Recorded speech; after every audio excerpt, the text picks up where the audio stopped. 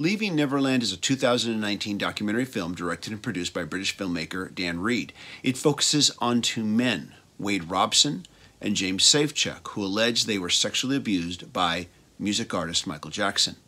Now, I have not seen this film yet. In fact, I've been somewhat debating about whether I should see it or not. Initially, when I first caught wind of this movie, my thought was, well, I guess I have to see this film because it's a music documentary and I should comment it on this channel. But then as I thought more and more about it, I realized, what exactly does this film have to do with music?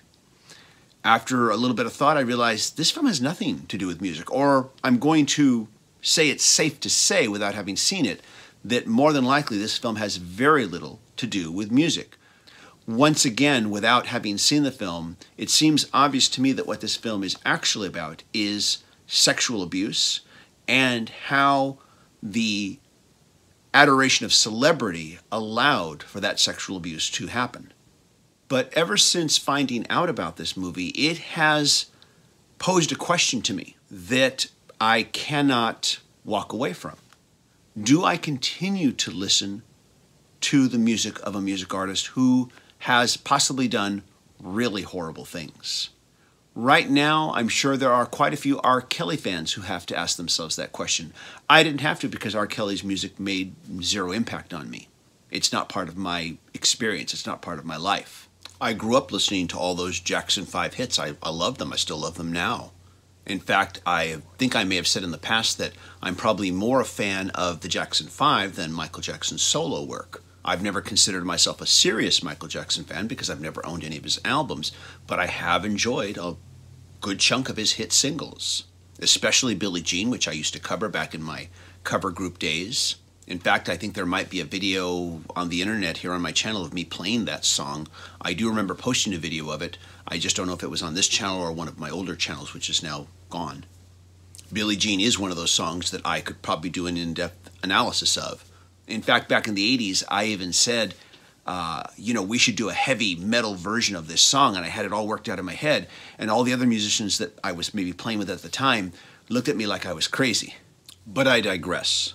Now, Michael Jackson had his day in court, and he was found not guilty. The FBI did raid his home. They could find no evidence. But there's always been this lingering doubt in my mind whenever I listen to Billie Jean. Am I enjoying the music of someone who could possibly have been a pedophile? Now, in the past, I've been able to put it out of my head because, well, hey, he had his day in court. They found him not guilty. The FBI raided his home.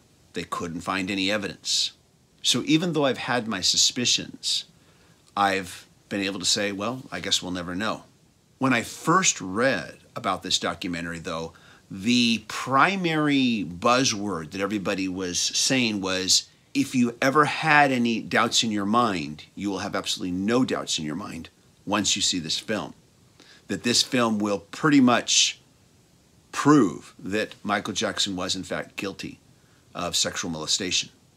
In the very first review that I read of this film, back when it was still in the film festival circuit, the reviewer said that after you watch this film, you'll never be able to listen to Michael Jackson's music in the same way, if you're able to listen to it at all ever again.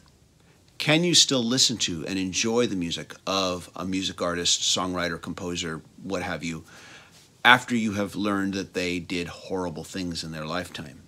I have met people who say, well, I'm not listening to the music by so-and-so such artist because I disagree with their politics or their religious views. I've always thought this was ridiculous.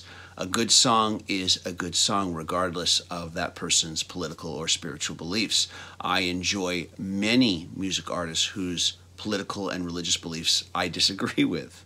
I think it's even more ridiculous when an individual who has previously liked that music artist's music, and then because they realized they disagreed with their political or religious beliefs, decided, oh, I'm not going to listen to them anymore. Well, you liked them before. And in my lifetime, there has been music that I have enjoyed and admired by people who I have later discovered have done horrible things in their lives. They've lied, they've cheated, they've stolen, they've been terrible womanizers. They have mentally or physically abused their spouses or partners. Up until now, I've always been able to separate the individual from the work that they created, but I've never had to actually ask myself, would I continue, could I continue to enjoy and listen to the music of a music artist whom I believe is a pedophile? I think the only real comparison in my own life experience was when Phil Spector was convicted of second-degree murder. Phil Spector was responsible for creating a tremendous amount of amazing music. But at the end of the day, he was not the music artist. He was the producer. He may have had some hand in the songwriting. It is not uncommon for producers to take a hand in the songwriting. Also, it's not uncommon for producers to get a songwriting credit even if they were not involved in the songwriting, because it's just part of the deal for producing the record. One of the things that I remember about Michael Jackson during his heyday, and when I say his heyday, I mean the 80s, when he reached this enormous level of global popularity that was on a level that previously I think only the Beatles had ever reached. The only difference between Michael Jackson and the Beatles is that the Beatles sustained that popularity and continue to sustain that popularity even decades after their breakup. Michael Jackson's global popularity began to fade as we reached into the later end of the 90s. In fact, many people refer to him as kind of just a freak show prior to his death, but then after his death, they all started to immortalize him again. I'm sorry, I got a little bit sidetracked there for a moment. What I was trying to state was that one thing that struck me during that time period when he was just globally huge during the 80s was just how much young kids and children were affected by him. Everywhere I went, kids were crazy for him. They had his albums. I saw kids that would try to dress like him. They, of course, would try to imitate his moves. They would lip sync to him. Children everywhere I went were crazy about him. He had an enormous impact on the lives of these kids. And I have to wonder, will they still listen to his music? Can they still listen to his music after they see a documentary like this, if it convinces them that he was guilty? Back when the allegations of sexual abuse were first levied against Michael Jackson, my initial thoughts were, well, we don't know. We're going to have to see how this plays out. We're going to have to see what evidence is presented. But at the end of the day, he was found not guilty by a jury of his peers. And I think that for the most part, most of America, most of the world, myself included, said, okay, well then that's it then. And we called it a day, even though many of us still had some lingering doubts, myself included. History has shown us, though, that there have been plenty of times where someone was found guilty of a crime only to be later proved not guilty. So I'm sure there are plenty of instances where someone is found not guilty and it could later be proven that they were in fact guilty. And if this turns out to be one of those times, if this film conclusively proves that, even just for you individually, you have to ask yourself the question, if I enjoyed this music prior, can I continue to enjoy it? Should I continue to enjoy it? It's a question I take seriously, and I've posed it to myself in the past.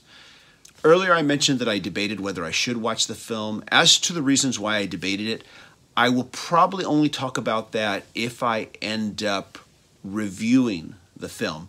And I should say I'm more than likely, I would say 99% certain at this point that I'm going to watch this film, even though I'm going to find it very hard to watch. And even then, I'm not sure if I'm going to talk about it here on the channel, but if I do, that's when I will talk about the reasons as to why I debated watching it or not. Those are my thoughts. I'm curious to know what your thoughts are, especially if you are a fan of Michael Jackson, if you've enjoyed his music, be it hardcore or just casually. Can you continue to enjoy this music if this film convinces you that he was guilty?